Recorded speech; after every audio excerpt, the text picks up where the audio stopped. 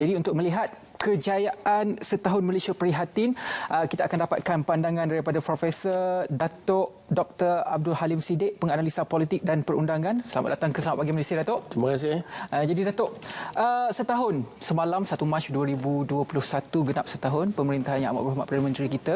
Malaysia Prihatin, satu frasa yang dipegang oleh kerajaan kita sekarang. Jadi pandangan Profesor sendiri, setahun telah pun berlalu. Bagaimana gambaran daripada perspektif Profesor? Ya, terima kasih.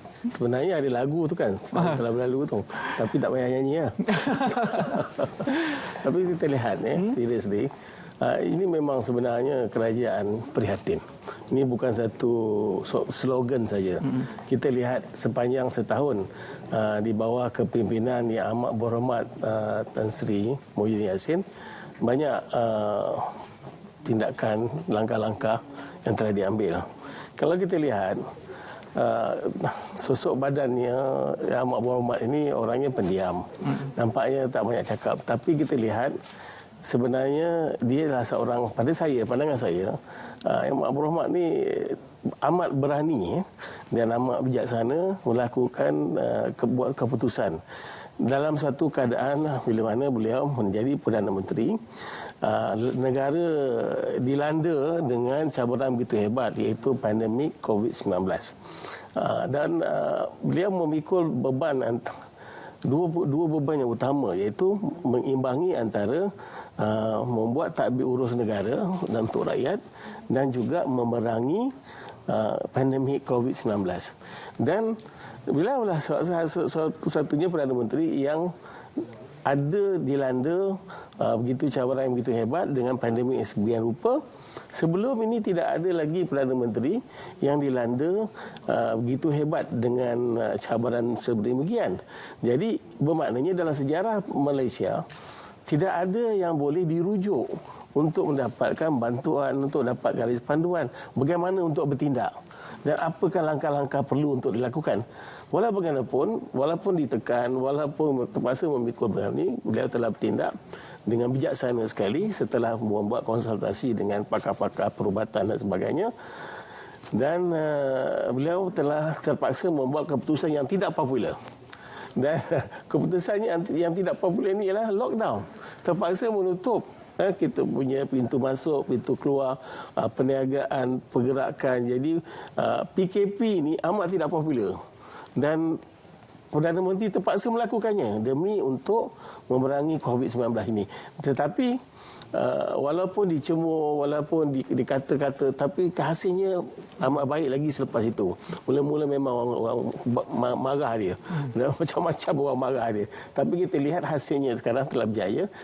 Pada masa selepas dah berjalan 6 bulan ini, orang dah nampak. Jadi kita lihat sekarang vaksin dah sampai. Jadi vaksin dah sampai. Kita lihat bila ada vaksin ini, ada pula kumpulan yang nak menentang pasal vaksin, tak nak pakai vaksin. Kita lihat, bila ada vaksin ini, alhamdulillah, rakyat bersyukur. Kita amat bersyukur. Jadi dengan tindakan prihatin kerajaan ini dengan memberi bantuan dalam masa PKP, dalam masa orang hilang pekerjaan, hilang punca pekerjaan, membantu peniaga-peniaga yang nak mula balik dengan perniagaan, mengenakan moratorium untuk membantu kelangsungan hidup ini. Kita lihat sekarang dengan dan dalam puncaknya ialah kita punya PIK, iaitu program imunisasi kebangsaan. Dengan ini apabila semua lebih kurang 80% saya di sasarannya telah dikenakan imunisasi vaksin, maka negara ini boleh kembali normal, insya-Allah. Jadi tak perlu lagi PKP. Jadi kumpulan yang anti vaksin ini, saya sarankan janganlah anti, sebab nanti kena PKP lagi dahsyat. Jadi kalau ada vaksin, kalau kita semua pakai vaksin, insya-Allah kita semua sihat. Tak perlu PKP dan negara boleh balik kembali kepada asal, normal asal. Yang ada sekarang ni normal baru. Jadi normal asal kita nanti. Jauh kita lagi kita nak berjalan. Jadi kita lihat perjalanan ini amat bergelora sekali. Pentadbiran ini di bawah Amat Berhormat Tan Sri Muhyiddin. Tapi ia telah dijalankan dengan penuh keberanian, penuh kebijaksanaan. Ini pandangan saya lah. Okey. kita beralih kepada isu yang lebih spesifik. Apabila kabinet dirangka, saya melihat antara keputusan yang dilakukan adalah melantik menteri-menteri yang penting, iaitu bukan di kalangan ahli parlimen. Contohnya Menteri Keuangan datang daripada senator, dan juga kementerian baru diwujudkan, Kementerian Perpaduan Negara, iaitu setahun lepas telah pun diwujudkan, dan Dasar Perpaduan Negara telah pun dilancarkan pada minggu lepas. Jadi dari segi strategi penyusunan kabinet ini, adakah ia menjawab isu keperluan rakyat pada masa kini? Itu yang saya sebut tadi. Ini suatu kelainan, ini suatu perkara baru yang meletakkan orang yang bukan ahli politik di dalam kabinetnya, tetapi berdasarkan kepada kepakaran, berdasarkan kepada profesionalisme seseorang itu, memberi input yang lebih baik. Ini satu percubaan, eksperimen. Nampaknya alhamdulillah kita ada Menteri Keuangan Tengku Zafrul. Kita lihat telah berjalan dengan baik. Dan hari itu kita lihat bajet telah dibentangkan. Beliau pun nampak macam seorang menteri yang telah season apabila dia membentangkan itu, dan telah mendapat pengkelulusan. Dan kita ada Menteri Agama kita, Menteri Agama kita bekas mufti, tapi dia menjalankan tugas sebagai Menteri Agama dan dengan baik, sebab dia ini yang amat nampak memang warak dan soft spoken dan sebagainya, dan dia ni boleh orang kata menenangkan keadaan. Kadang-kadang isu agama ini amat sensitif dan ramai orang buat provokasi, tapi Datuk Seri kita tu, kita Dr. Zul ni amat cool je. Adalah apa keadaan dia amat cool dan direspon dengan baik.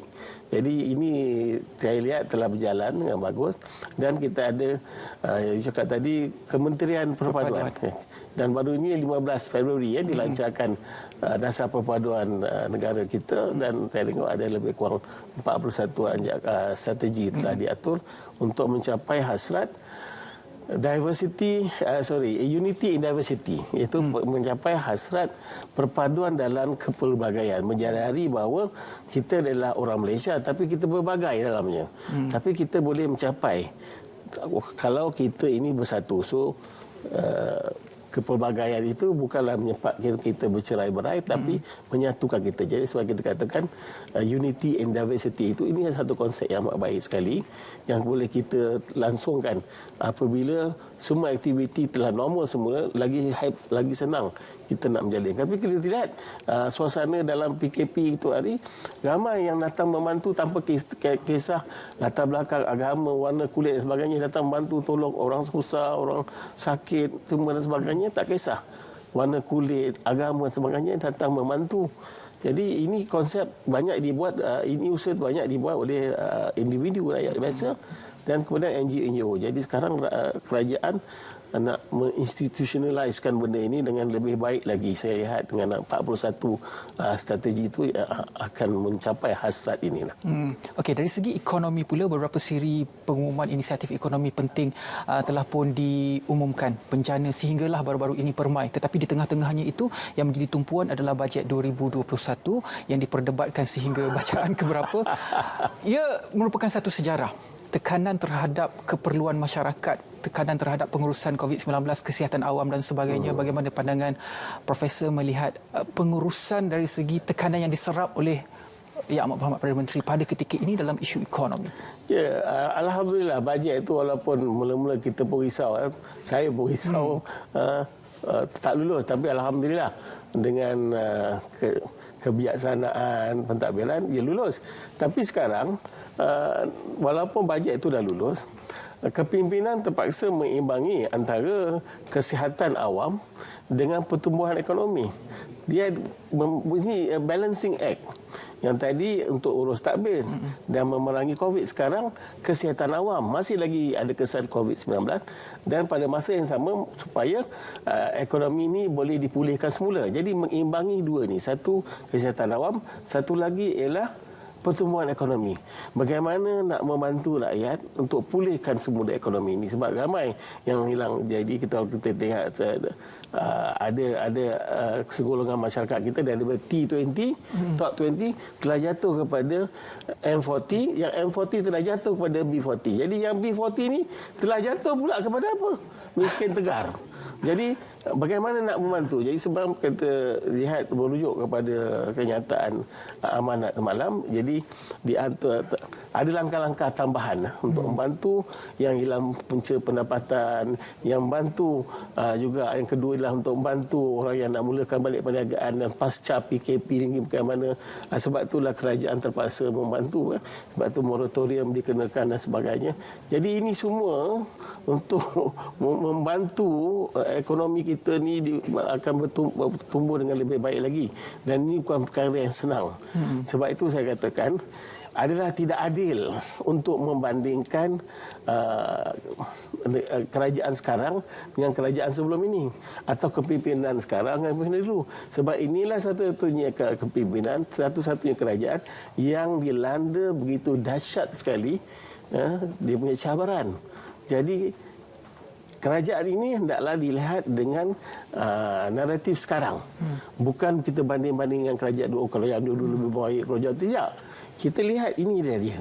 Dan ini caranya yang telah dilaksanakan dengan penuh prihatin sekali, dan dia terpaksa mengimbangi ini. Dan pengimbangan ini akan berterusan sehingga kita betul-betul pulih, dan sehingga kita dapat menyahkan COVID-19 ini sepenuhnya.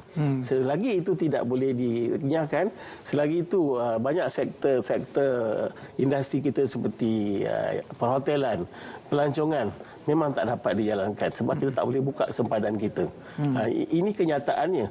Tapi sehingga COVID ini tak dapat dinyahkan lagi, kita tak boleh buka sempadan, dan nampaknya pelancong tak boleh datang, dan kita pun tak boleh keluar.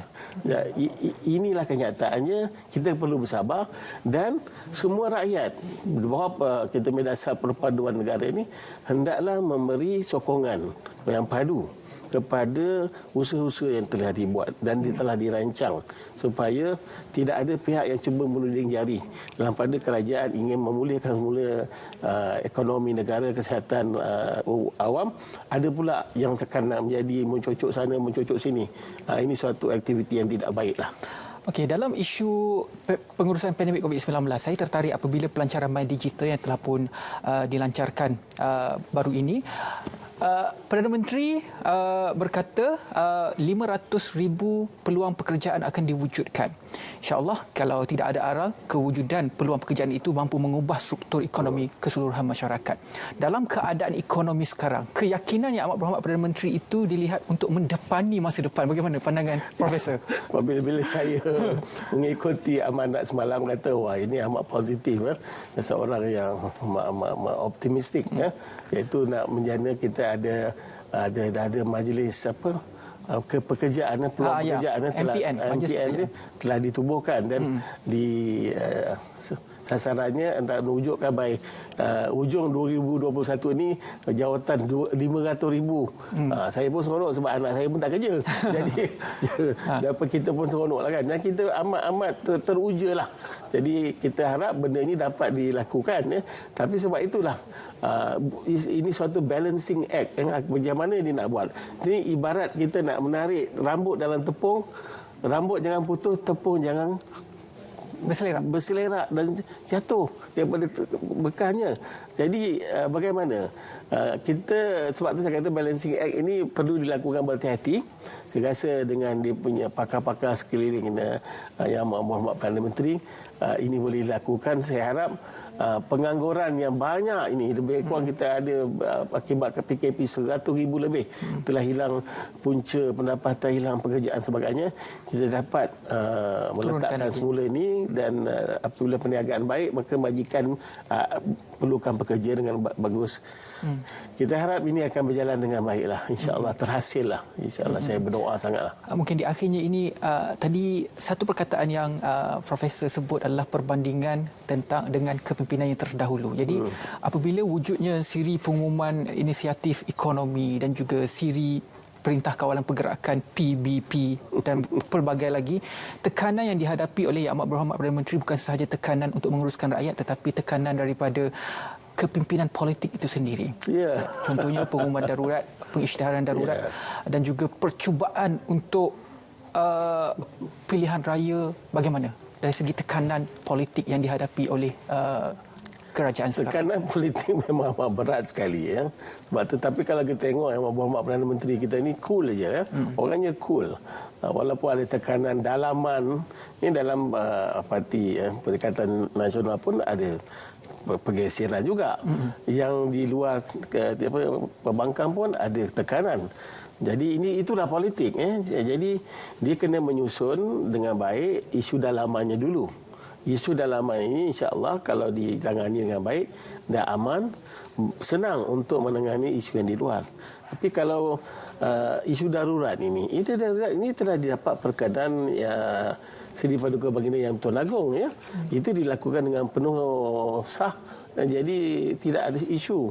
Sebab ini kita lihat, kalau kita lihat peristiharan itu bahawa darurat ini dilakukan bukan untuk kudeta, bukan untuk ambil alih kuasa siapa-siapa, tapi tuanku perkenalkan sebab kita punya pandemik telah meningkat dengan begitu sekali. Jadi demi mengimbangi tadi kesihatan awam dan juga pertumbuhan ekonomi dan memperhebatkan lagi usaha-usaha untuk dilakukan menggunakan perisian darurat. Sebab bajet telah lulus, tapi banyak tindakan yang perlu dilakukan dalam masa darurat ini boleh dilakukan dengan lebih baik, dengan lebih pantas.